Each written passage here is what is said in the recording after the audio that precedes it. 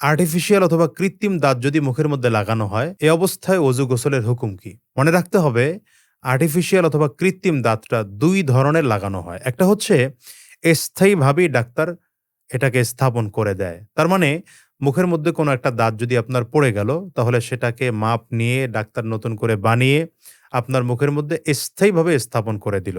এটাকে ২-৩ বছর পরে হয়তো আপনি খুলবেন বা ডাক্তার ছাড়া এটা খোলা সম্ভব নয়।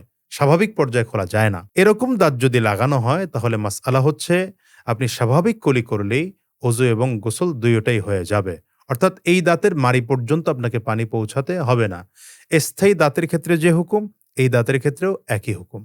কিন্তু যদি দাঁতটা এমন লাগানো হয় যে প্রয়োজনে আপনি লাগাতে পারেন, প্রয়োজনে খুলতে পারেন অথবা খুলে কখনো ওয়াশ করা যায়, সেজন্য ডাক্তারের কাছে যেতেও হয় না, চাইলে আপনি নিজেই করতে পারেন। তাহলে মনে রাখতে হবে এই দাঁত খুলে মাড়ি পর্যন্ত আপনাকে পানি পৌঁছাতে হবে। আরো একটি বিষয় স্মরণ করিয়ে দেই, সেটা হচ্ছে গোসলের সময় যেহেতু গড়গড়াসহ ৩ বার কুলি করা এটা একটা ফরজ। সুতরাং অবশ্যই যদি আপনি মাড়ির মধ্যে পানি না পৌঁছান, অর্থাৎ এই দাঁতটা যদি আপনি না খোলেন, তাহলে আপনার গোসল হবে না।